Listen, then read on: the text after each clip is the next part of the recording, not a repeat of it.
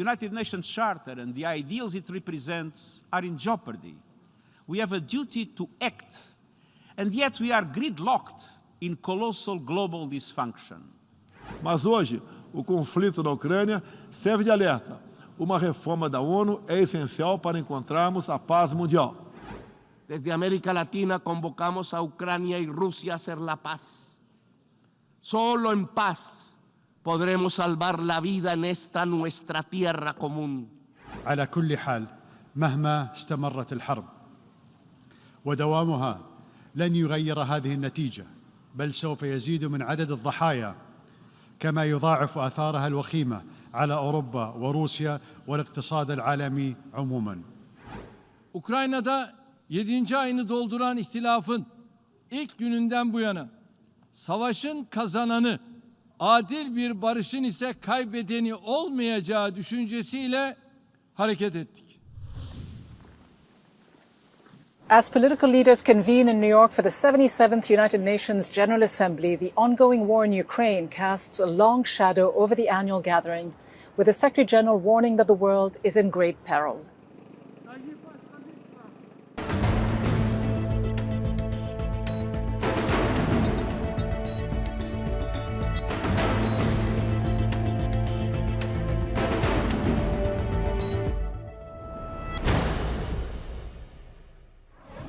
Hello and welcome to Inside America with me, Ghida Fakhry, at the United Nations headquarters in New York.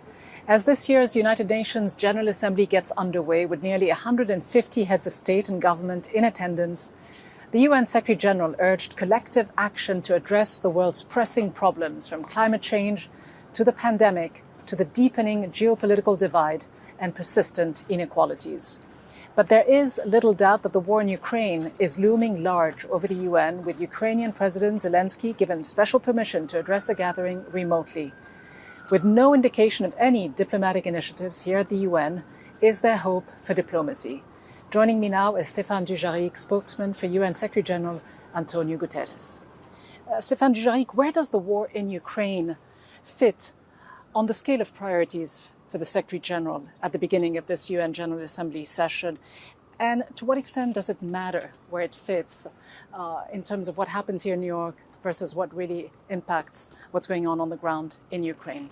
Well, the problem, I mean, with the war in Ukraine, first of all, a war is always a problem, let's be honest, right? The civilians are paying the highest price, is that it is not only having a direct impact in the country, right, for the millions of Ukrainians that have been displaced, for the destruction, and the UN is there on the ground helping them.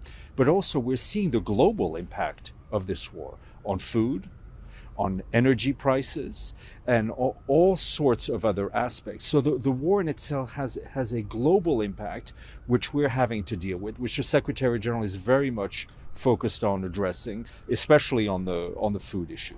As you say, there's this global dimension, obviously, to this war. Everyone is impacted, given the fact that Ukraine and Russia provide about 30% of the world's wheat. And of course, there's the energy dimension as well, as far as Russia and its energy is concerned. But the Secretary General, interestingly, the other day said it would be naive to think that we are close to the possibility of a peace deal. He is in regular touch, isn't he, over the phone with Vladimir Putin. Is he able to do anything to help bring the parties together, or has he simply resigned himself to the fact that this war is going to carry on and on and on? I mean, I think Antonio Guterres is a realist, right? And he sees the situation on the ground, and he calls it as he sees it, which he thinks right now, based on the conversations he's had on what is actually happening on the ground, on the fighting, which is in a sense intensified, that this is not a moment where we can expect direct negotiations and any sort of peace deal. That doesn't mean that he's resigned. You know, on the contrary, he has worked hand in glove with the Ukrainians, with the Russians, and also with the great assistance of the Turkish government on getting food flowing again, on getting Russian fertilizer also flowing again. We were involved in the evacuation of civilians from the Azovstal plant. So wherever we think we can actually make a difference and bring the parties together to work on some aspect of alleviating suffering, we are in there and actively working. Is a bilateral meeting under the auspices of the UN Secretary General between the Ukrainians and the Russians in the offing? Is that even a remote possibility? Not that I'm aware of. Obviously, whatever bilateral meetings the Russians and the Ukrainians may have with themselves is not something we're privy to. The Secretary General said that the geopolitical rifts that he is seeing today are the widest that he's ever seen since the Cold War. How concerned is he about a doomsday scenario? We are talking about a conflict that involves a nuclear power state. Is he concerned about that prospect? We're very concerned about the nuclear aspect here.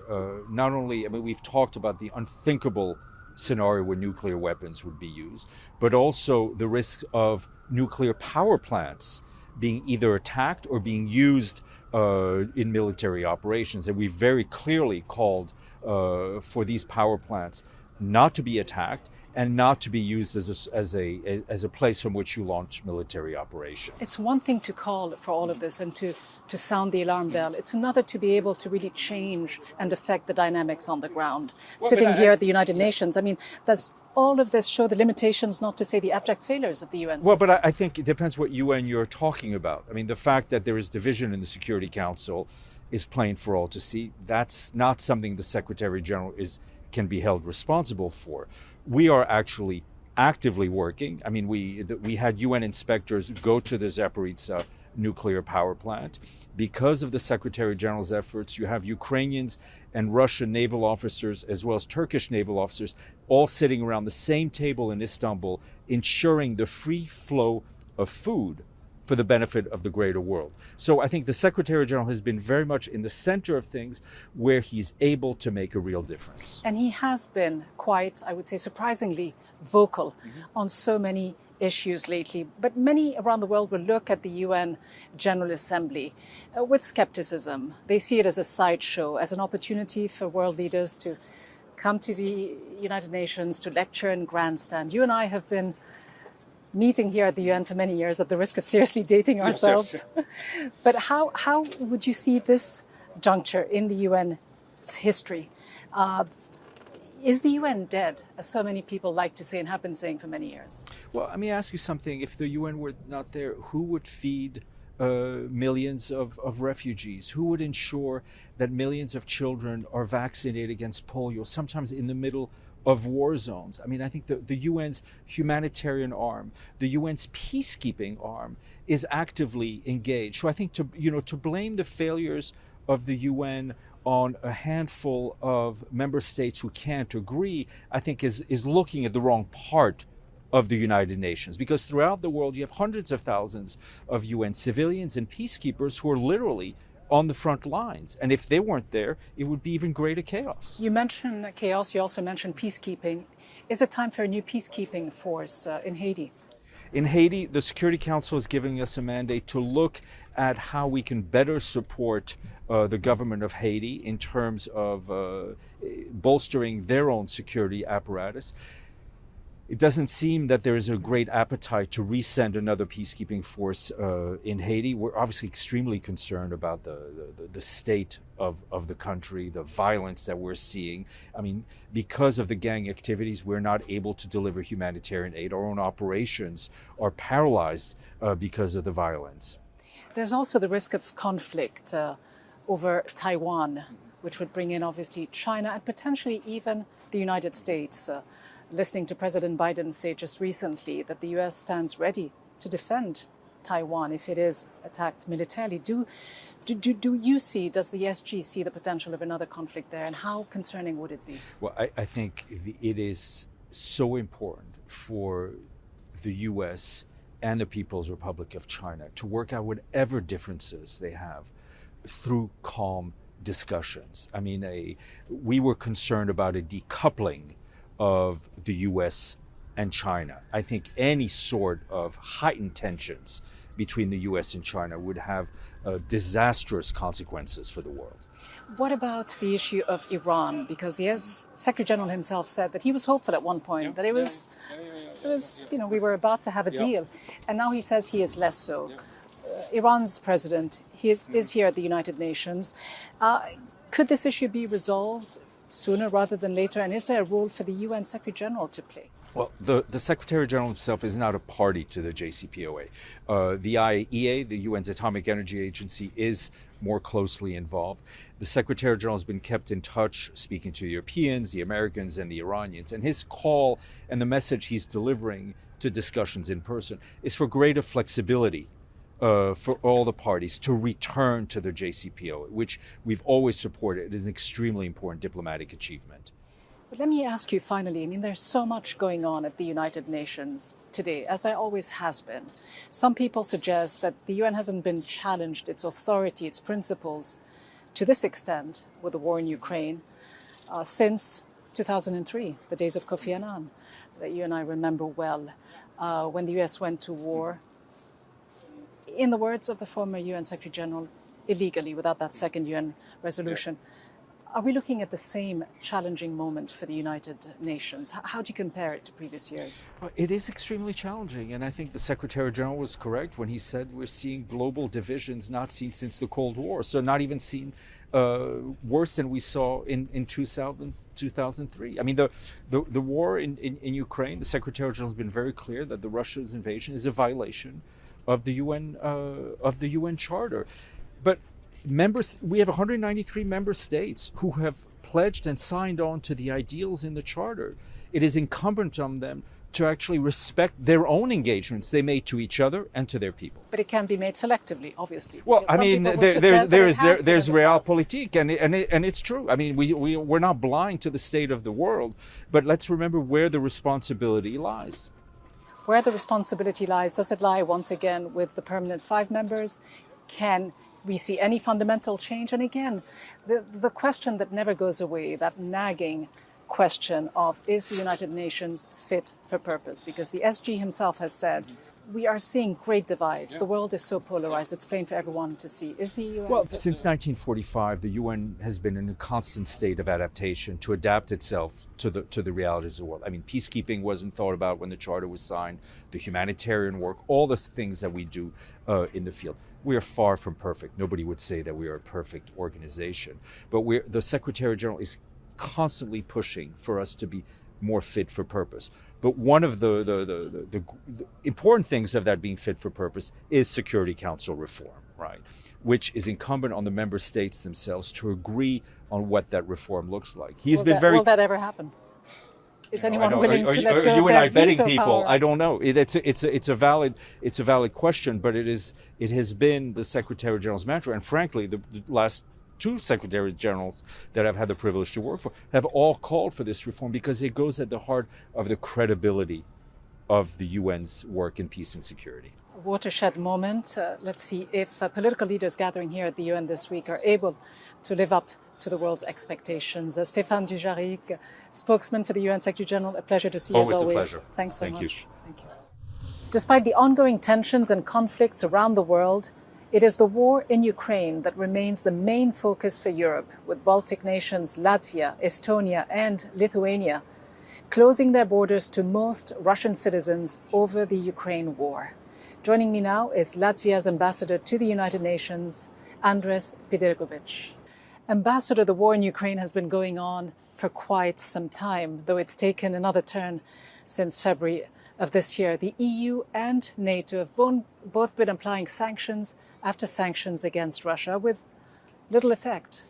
Is this the correct approach? Is it the right way to end the war and alleviate the suffering of the Ukrainian people?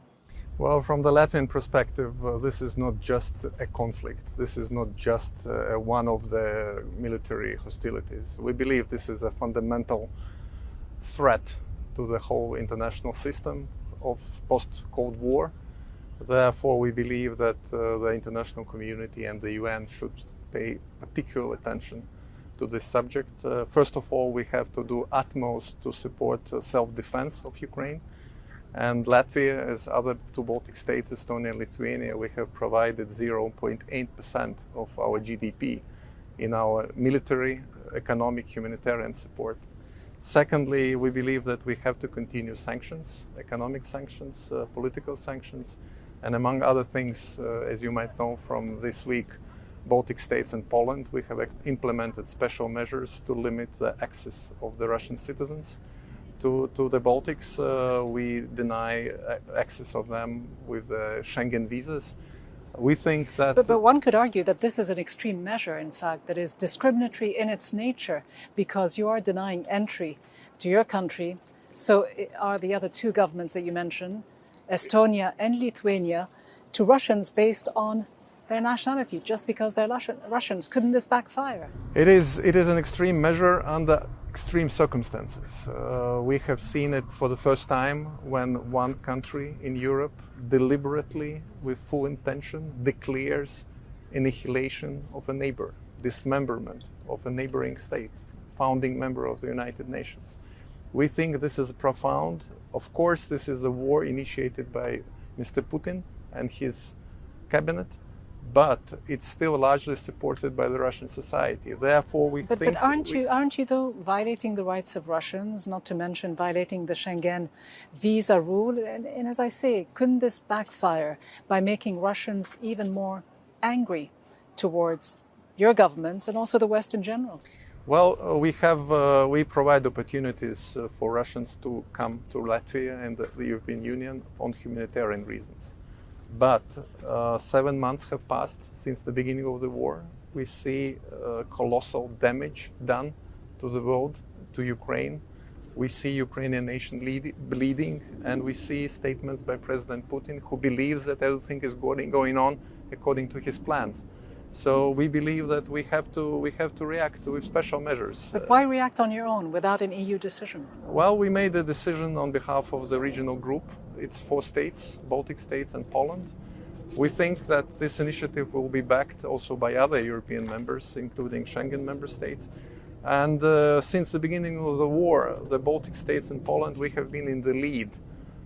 We had been warning the world and Europe that the threat was coming. We were warning Europe that this war is possible. We were called alarmists that time.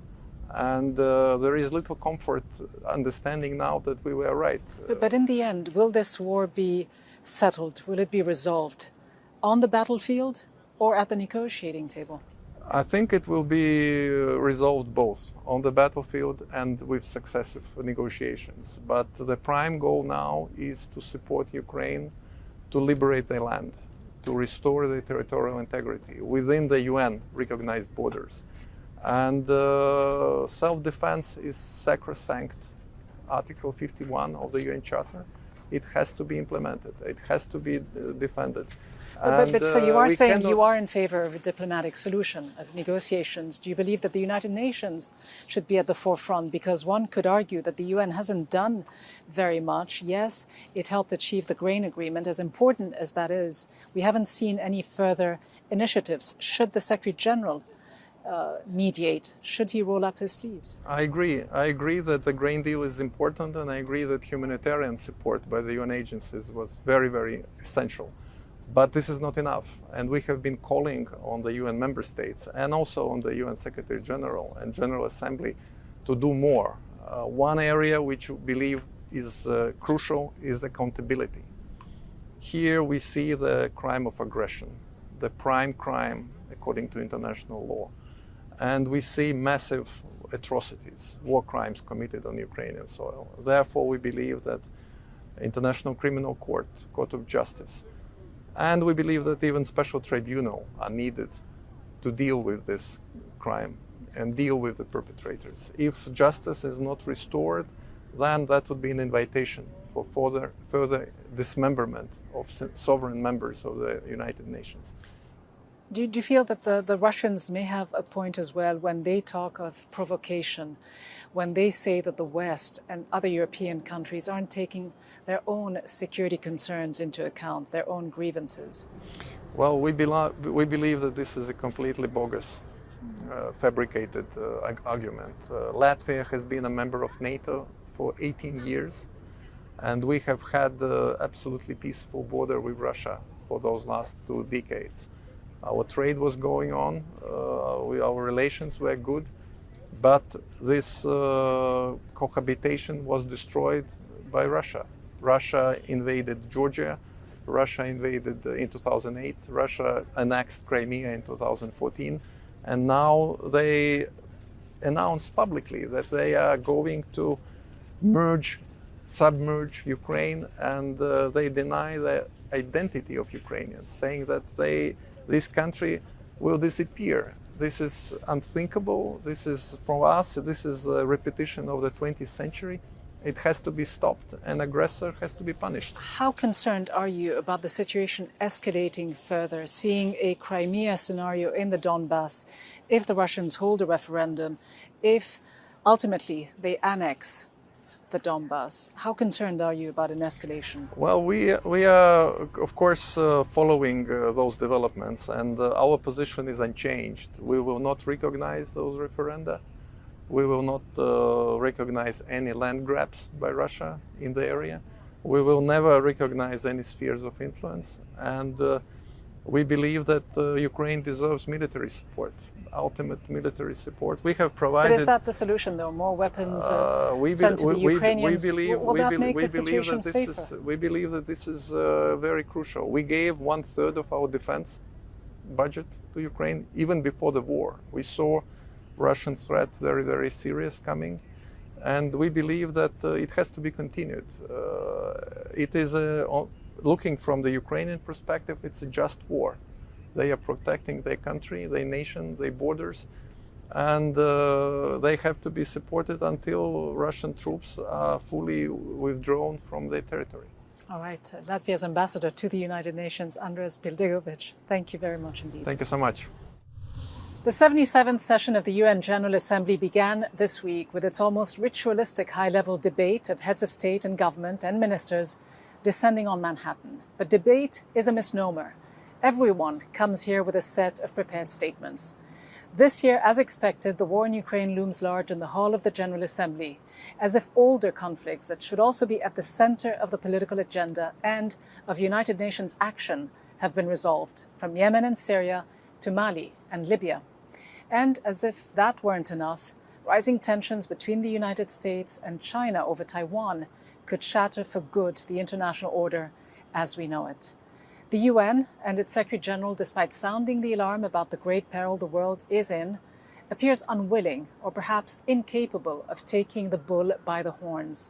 So far, the UN leadership has been largely absent, with no political mediation or initiative to help resolve the ongoing war in Ukraine or older conflicts for that matter. It is also true that it is getting more difficult to address the threats of peace and security with a paralyzed Security Council. And so, in short, if, as the Secretary General said, member states are sleepwalking the epic floods that left 1/3 of Pakistan submerged, one cannot help but think that by its lack of action and initiative, the UN itself may be sleep-talking. That's all from me, Ghida Fakhry, from the United Nations in New York. Thanks for watching.